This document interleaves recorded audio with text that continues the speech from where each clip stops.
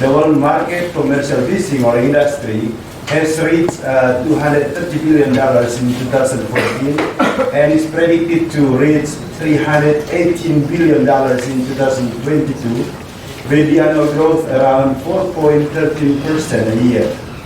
The principal cause of this growth is because of the big demand, a great demand of fishes and seafoods in big restaurants and from the consumers in general, and also due to the increasing awareness of its benefit to our health. Now, in Taiwan is considered as the world's second largest number of long-distance fishing fleet. It has an estimated of more than 1,000 Taiwan flagged and water fishing vessels. Around 30,000 foreign fishermen are employed in Taiwan. Most of them are from the Philippines, Indonesia, and Vietnam. I just met one Myanmar, it was last week, from Myanmar. Kaohsiung Port is the largest port in Taiwan. Around 200 boats and fishing vessels dock in Kaohsiung Port daily. And because of this big number of fishermen, it calls the Diocese of Kaohsiung to respond pastorally. So the Diocese of Kaohsiung entrusts the mission to care for fishermen to Stella Maris International Service Center. And I really like what the Pope says. Without sailors, the global economy will come to a standstill, and without fishermen, many parts of the world will starve. And he keeps on repeating the call to care for them. And to respond to the call of the church to care for fishermen, this is what we do. We do sea visiting. In 2019, we have visited 68 fishing vessels. We have encountered 813 crews. They are from Indonesia, Philippines, and Vietnam. What we do in our cities is we listen to the fishermen and then try to understand what are their needs and in what way we can help them. And then we also distribute rosaries and some other things that we receive from people. And I really like what the Pope says. Your daily visits to the sea enable you to encounter people in concrete situations. With compassion, discretion, you give them a chance to pour out their hearts. Besides sea visiting, we also offer spiritual assistance. In 2019, we have celebrated 38 masses. 2 we celebrate in the fishing boat, while the other 36 we celebrate in the center of the Presbyterians.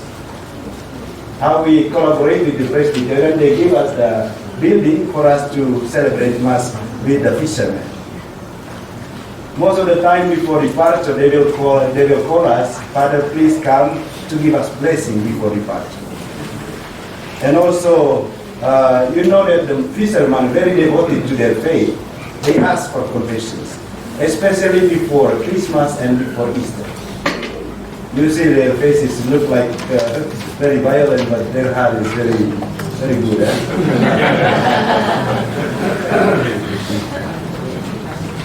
So after listening to the fishermen, because we know that their life is so difficult, and we are thinking of trying to find ways to refresh their minds while they are on the port. That's why we offer a kind of activities for wellness and mental health for the fishermen. So what we do, we have outings, we visit interesting sites, sports and social nights. In 2019, we were able to bring them to 3 beautiful places in southern Taiwan. It is a moment for them to refresh their mind, to spend more time to relax. Because they are in the sea for 6 months, they are in the distant water for 6 months, or some even for 2 years. So they deserve something that refreshes their minds. And also we organize sports. We do sport not because we want them to do that. Not it's because we listen to them, we know what they want, and we try to do what they want. And they said, Father, can we organize badminton competition? And we organized that last year. And there were 14 teams participated from 10 fishing vessels. Every day we have around 80 people watching the game, only for 3 days. And then we have also offer social nights. Usually Saturday evening the fishermen go to nightclubs or something that makes them happy. So we have to offer another option for them. That is to have like a barbecue where they can sing karaoke, they can spend time with their friends. That's why every Saturday evening you will see a line of taxis in front of my house, because from the port to my house to Stella Maris is around 30 minutes and you have to use taxi. More than always, at least 10 people will come to a barbecue with us, and then that's also the moment I can talk with them heart to heart. It's like brother. And even the Muslims, before they leave, they will say, Father, can you say something? Also, we assist those who are in prison. In 2019, I visited prison 2 times to visit the fishermen. Try to listen to them, to listen to their stories, and then try to contact their families back home. I was surprised during Eid al-Fitr. I called one of the families and I told them, look, greetings from Armin. He is now in prison. And they were surprised, is he still alive? Because for 2 years there was no news. The agent did not say anything to the family. That's why they didn't know. And then we also assist for complaints like salary disputes. For example, Father, I don't receive salary for 2 months like that. And then we try to make, to write their complaints and give to the fishery agency. When it is Taiwan flag fishing vessel, it is easy because we follow the rules. But if it is not Taiwan fishing vessel, it is difficult because we do not know where to complain, especially the Chinese fishing vessels. And also we offer shelter for those fishermen who need a shelter. Now, it is very important for us to educate them to know about their rights. Most of the time, maybe because I am a priest, maybe I really do not know. Because when we go to the ship, immediately they come in circle, and then we sail. And those moments are the best moments to tell them about their rights, and also for them to say their complaints. There is a good atmosphere to exchange our ideas. In Taiwan, there is a double standard policy. For foreign fishermen, they divide the categories into 2, sea-based and land-based fishermen. Sea-based are those who are fishing within the Taiwan territory, while the land-based. While the sea-based are those fishing outside Taiwan water for the long liners. And it is also it is also interesting to note that even in terms of contract recruitment and labor, sea-based fishers are under a fishers agency, Taiwan Council of Agriculture. Meanwhile, for the land-based, they are under the Ministry of Labor. For the sea-based, they use regulations on authorization and management of overseas employment of foreign crew members, while for the land-based, they are under Employment Service Act. Even the salary is totally different. For the land-based, the salary is around $700 US dollar. In Taiwan money, 23,000. That is the standard salary for standard salary in Taiwan. While for the sea-based is 450 US dollar. So it's totally different how it's a double standard policy. So what we do, we know that this work is very big, that you cannot do alone. So you have to find somebody else in the port or in the city that do the same thing and try to collaborate. So we have this network, and we are working closely with the Presbyterian Cement Center. They have a very nice experience in doing that, and we try to share information with them, plan some activities together like Christmas party and other activities. What we discover as we talk with the fishermen, we discover this point, lack of education. Most of the fishermen that I encounter, if not all of them, are elementary or high school graduates. because of lack of education, most probably they can be easily manipulated. Second, what kind of job they do? They do 3D job. Being a fisherman is not easy. It is difficult, dirty, and dangerous job. They always complain for long working hours. Sometimes they work more than 20 hours. Even if they are not feeling well, even if they are sick, they are still forced to work. Some have accidents in the boat, many have injuries, some even lost life. Sometimes I have to bless already the dead body.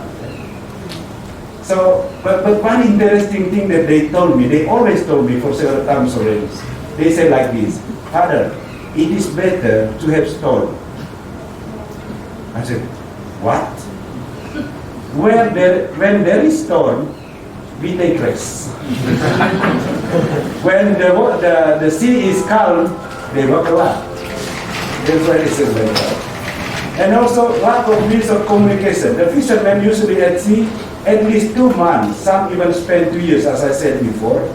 And in that period, they are restricted to communicate only with their fellow crews. There is no way of being able to contact their families. Some experience loneliness, some even have depression. If there is conflict in the ship, it causes them to suffer. Many times they cannot tell their feelings to the one they trust because they are not there in the ship. The third part is salary, low salary. They are vulnerable because many times they are not well paid or even not being paid at all after working long time in the sea. Or, as I tell you earlier, for Taiwan flag fishing vessel, their standard salary is 450. If the agency or the employer does not pay according to that number, we can easily ask for that. But if it is not Taiwan fishing flag, it's difficult because we do not know where to go. Usually when we receive the fishermen related complaints from different fishing flags, we write all the fishing boat name and then their email number and send to our friends who knows how to investigate that sea, so that we know. Who knows, we will how to punish them in the market. They pay excessive and exorbitant collection fees. Unexplained deduction is also used by brokers to take advantage of the fishers. Now I end my presentation with some suggestions that I believe it will be very important for us. First, education on safe migration and know your rights, especially from the country of origin. I guess we have bishops and priests. Good if we can organize that in our diocese or in Paris.